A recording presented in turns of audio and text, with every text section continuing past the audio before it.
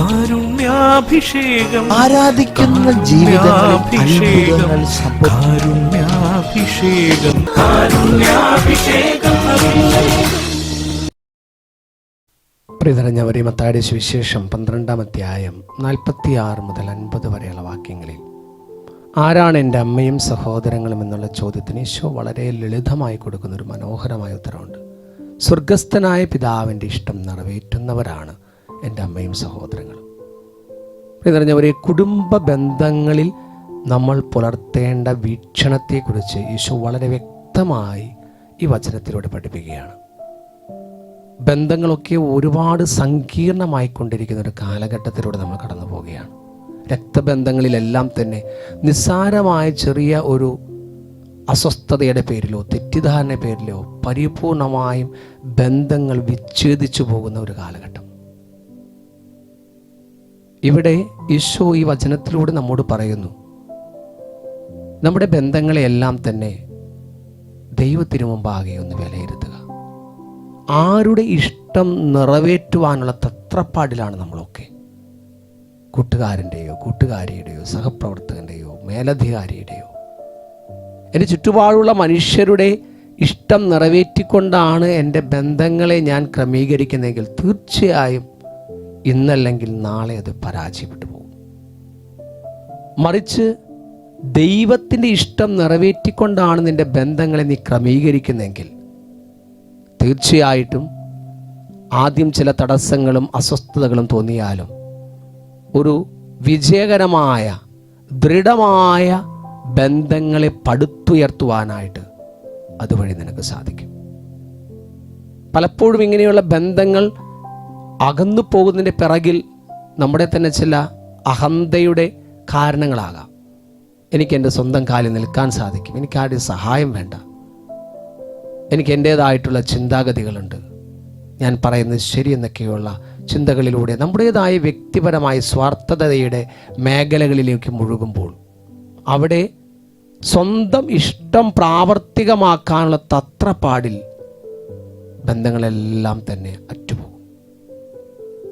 അല്ലെങ്കിൽ പലപ്പോഴും അതിന് നെഗറ്റീവായിട്ട് എന്നെ മനസ്സിലാക്കാൻ ആരുമില്ല, അല്ലെങ്കിൽ അവർക്കൊക്കെ അറിവ് കുറവാണ് എന്നൊക്കെയുള്ള ചിന്താഗതികൾ എന്നെ ഭരിക്കുന്നെങ്കിൽ, പ്രിയം നിറഞ്ഞവരെ, നമ്മുടെ ജീവിതത്തിൽ ബന്ധങ്ങളെല്ലാം തന്നെ തകർന്നടിഞ്ഞു പോകുന്ന കാഴ്ചകളാണ് നമ്മൾ കാണുന്നത്.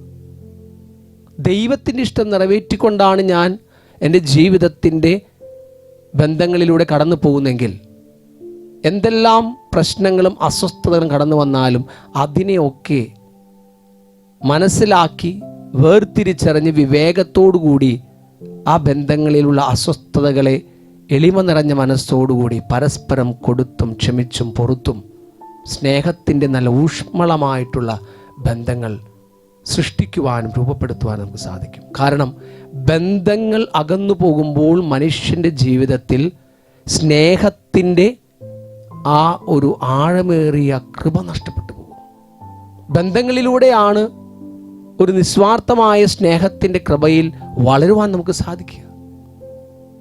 അല്ലെങ്കിൽ പലപ്പോഴും നമ്മുടെ ജീവിതം ഒരു ദ്വീപ് സമൂഹമായി, ദ്വീപ് സമാനമായി, ദ്വീപിനെ പോലെ ആയിത്തീരും.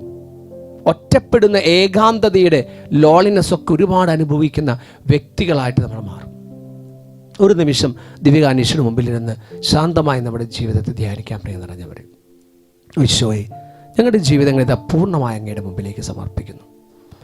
ഞങ്ങളൊക്കെ പരസ്പരം റിലേറ്റഡ് ആയിട്ടുള്ള ജീവികളാണ്, പരസ്പരം ബന്ധിതരായി ജീവിക്കുന്ന, പരസ്പരം അടുപ്പവും അകലമൊക്കെ സൂക്ഷിച്ചുകൊണ്ട് മുന്നേറുന്ന ജീവിതങ്ങളാണ്. പലപ്പോഴും ഞങ്ങളുടെയൊക്കെ ബന്ധങ്ങളാണ് ഒരു മീനിങ് ഫുള്ളായിട്ട് അർത്ഥപൂർണമായി ഭൂമിയിൽ ജീവിക്കാൻ ഞങ്ങളെ സഹായിക്കുന്ന കർത്താവേ. ആ ബന്ധങ്ങളിലൊക്കെ വരുന്ന കുറവുകളും പോരായ്മകളും മനസ്സിലാക്കാത്ത അവസ്ഥകളൊക്കെ വരുമ്പോൾ ഈശോയെ, അങ്ങയുടെ ഇഷ്ടത്തിന് പ്രാധാന്യം കൊടുത്തുകൊണ്ട് ജീവിതത്തെ ക്രമീകരിക്കുമ്പോൾ ഈ പ്രശ്നങ്ങളെല്ലാം അതിജീവിക്കുവാൻ കരുത്ത് ഞങ്ങൾക്ക് നൽകുന്നു. ക്ഷമിക്കാനും പൊറുക്കാനും വിധേയപ്പെടുവാനും അതുവഴി ഞങ്ങൾക്ക് സാധിക്കുന്നു.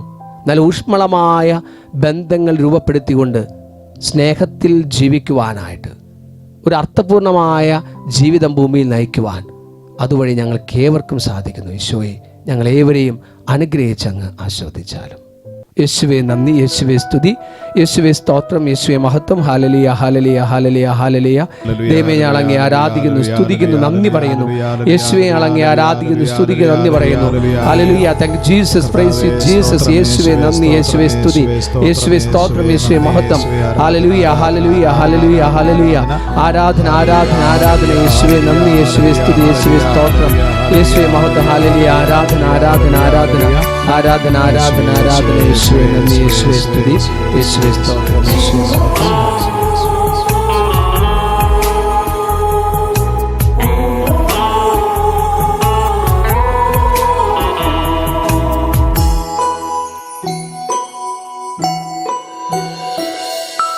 ആത്മാവിൽ പെയ്തിറങ്ങും മന്നയായി ഈശോയിൽ നാവിലിതാ.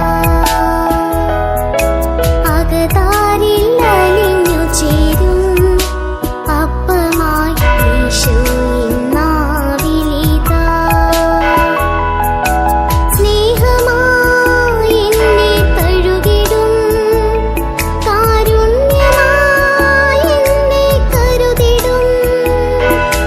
നിത്യജീവനേകി എന്നെ കാത്തിടും, കരുണതൻ കനിവാണു ദൈവം. പരിശുദ്ധ പരമാദിവ്യ കാരുണ്യത്തിന് എന്നേരവും ആരാധനയും സ്തുതിയും പുകഴ്ചയും ഉണ്ടായിരിക്കട്ടെ. പരിശുദ്ധ പരമാദിവ്യ കാരുണ്യത്തിന് എന്നേരവും ആരാധനയും സ്തുതിയും പുകഴ്ചയും ഉണ്ടായിരിക്കട്ടെ. പരിശുദ്ധ പരമാദിവ്യ കാരുണ്യത്തിന് എന്നേരവും ആരാധനയും സ്തുതിയും പുകഴ്ചയും ഉണ്ടായിരിക്കട്ടെ.